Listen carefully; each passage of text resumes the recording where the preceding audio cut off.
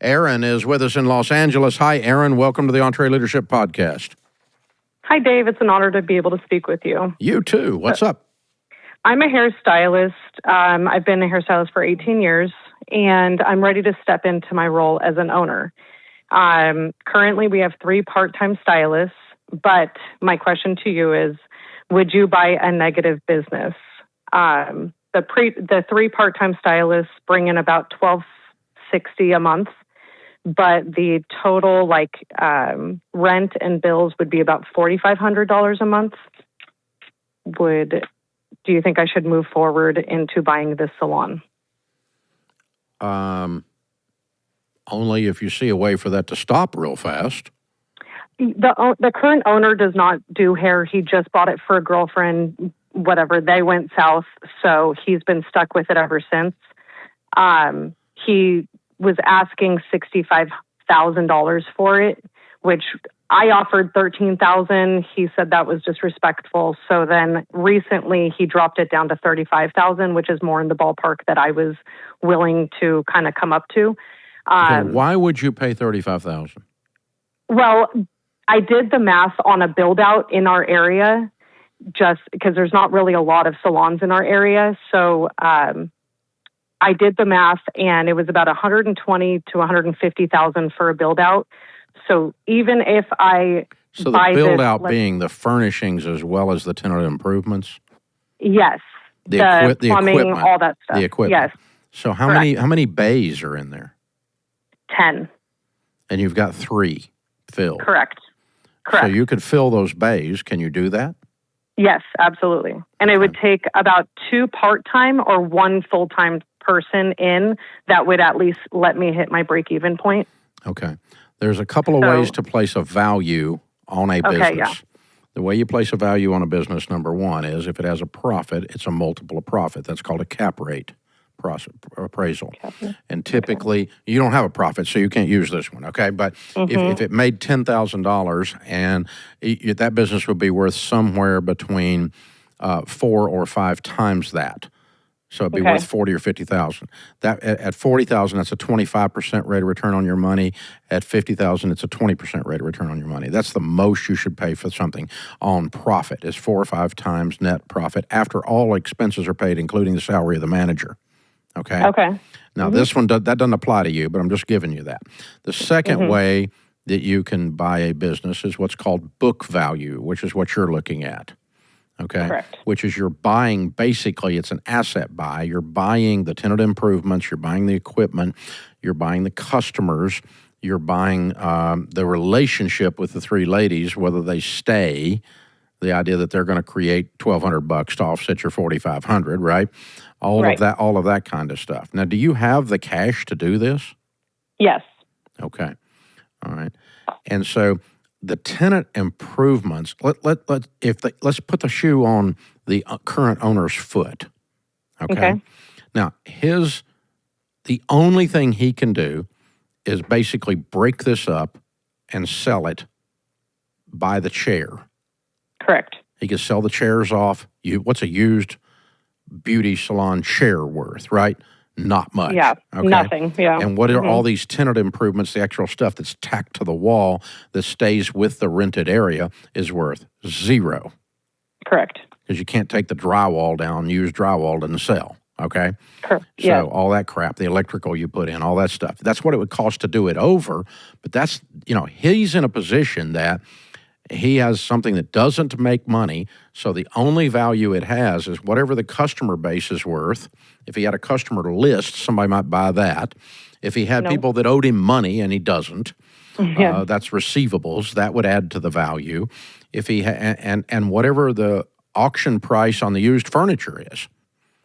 So your $13,000 was not insulting. It was insulting based on what he paid for it, but not based on what he can actually get for it. Correct. I think your 13's a good offer. He said it was disrespectful. I don't care. He's an idiot. I know. I mean, this is a guy that opened a beauty parlor for his girlfriend. This is not a smart man, okay? So let's just start with that. No, that's not relative. You're not trying to be disrespectful. What I always do in these situations is if I'm sitting with someone, I just say, okay, from my perspective, it appears this is your option. Do you have another option that I'm not understanding? Right. No one's going to buy a business and pay you for the business that loses money. No one does that, okay? A business that loses money has zero value. It's not even a good hobby, okay? Good hobbies at least break even. So it's not even that. So your option, it appears, is just sell off the stuff. And how do you think you're going to sell off this stuff for more than 13 or, I mean, maybe I'll go 15, but talk to me and tell me why that's disrespectful. I'm not trying to be disrespectful. I'm just trying to understand what your options are, because if you can show me how you can get $30,000 for this pile of used beauty salon equipment, we'll talk about it. But show me how you can do that, because I don't understand. And that's a truthful thing, because I don't understand right now just talking to you. And so I did that with a landlord that we were leasing a building from about 20 years ago. He had it priced about 25%, the rent offer on the street about 25% above what it was worth. There were buildings that were a lot nicer that were $12 a foot, $11 a foot. He's asking $14 a foot, okay? So I brought in his competition.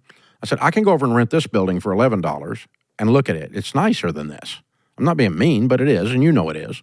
And I can rent this other building for $12, and you're asking $14. So tell me what I'm missing. Why is this worth $14?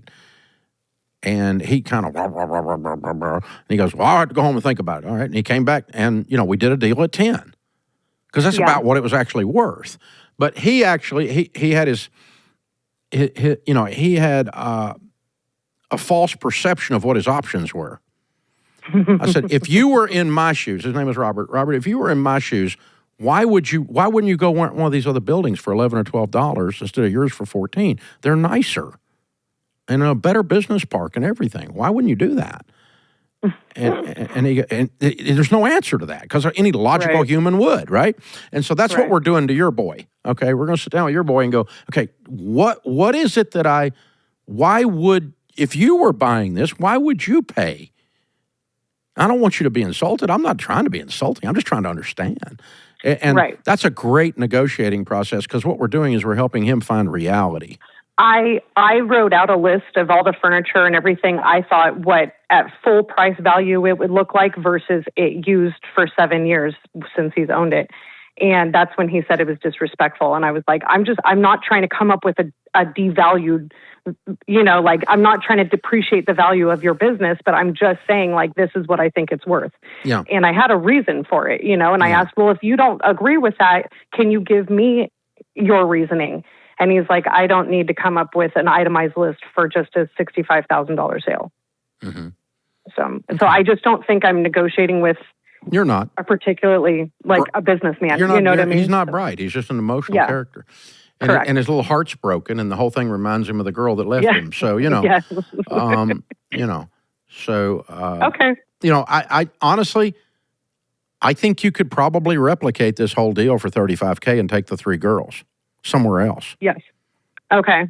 I mean, you don't have to price out you don't have to buy brand new equipment. You can go find used barber chairs, or whatever the beauty salon chairs, whatever they're called, and you could build the value that. The other thing is, you're actually walking into a place that has a bad reputation, and you got to turn that around. Yeah, it does. It sucks. It's only got 3 people out of 10 working there. Correct.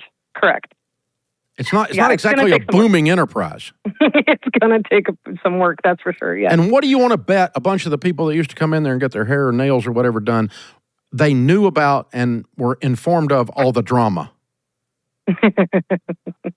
I'm sure. Oh, yeah. Count on it. It's stereotypical. Yeah. Seriously. Yes. So you actually have a negative situation you got to turn around. You might be better off to just start your own deal. And if you kind of get that internalized and actually go work that out somewhere else, then you could take one more drive-by at this guy, and he will smell the air where you really don't care, because you really don't. Right now, you kind of want it. Right. And he smells that. Right. I'm not sure you want it. Yeah, I want his rent. His rent is by far too $2.50 cheaper Okay. per square foot in the area. So that was, I was willing to come up a little bit. Is the lease assignable? Yes. Really? I got the owners of the landlord says I could get a 5-year with a 5-year option and keep it at the exact same rate. Okay. All right. So that, I mean, I don't really find value in his business. It's How long really has it been? throwaway Is it money. closed? No, I'm running it right now. Oh. Yeah. Okay. So that would be the only other reason, like really that is the only reason I want it is because. Were you running it when all the drama went down? Yes. Oh, well then you can tell me if what I said was true, was it? Does all the customers know?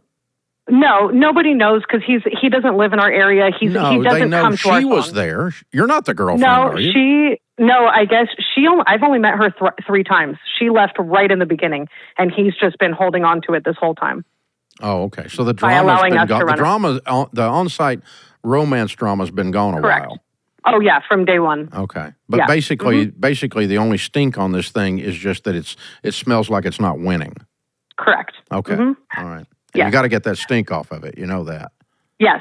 Yeah, It'll be a fresh whole new coat of thing. paint and some new coffee pots and some smell changes and anything you can do in there and to brighten it up and cause a smile to happen instead of a frown and all that kind of. Exactly. Bake some homemade cookies for everybody that comes in for the first while. You know, I want it to smell like Mama's kitchen. I don't know. We're going to do something here, right? Yes. Oh yeah, All we'll right. do it. I All promise. right. You're on track. You're on track. So Okay. So here's the other thing he hasn't realized and you haven't either. You're probably his only buyer. Yes. You have Yes, I so am. much power. Yes. Yeah. So Yeah. what I would do is I want you to go work out a deal down the street. And you don't have to sign it, but start working it out. Go find the people that are selling used equipment that's in good enough shape to use. Replicate the store for $30,000 or for $20,000 down the street in your mind and with some actual things, and that will change your posture and your vocal cords when you're talking to him. And if he doesn't do it, quit and go open down the street. Okay. I can do that. Yeah, I think that you need the walk away power of having done that exercise. It'll probably cause the deal to happen. But I'm thinking a maximum of $20,000 here. I think you can do it. Maybe 30, but you can do it for that. It's not 120 just because he spent that on it. Right. So yeah, let's keep beating this up. I love doing this kind of stuff. That's fun. Yeah, you're in the right mindset on it. And wow, what an interesting situation. That's amazing. Way to go, Aaron. I think you're going to win. Hey, holler back and let us know what happens.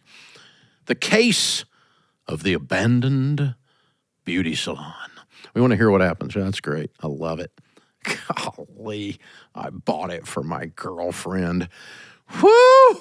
Man, there is no competition with people like that out there. This is the EntreLeadership Podcast.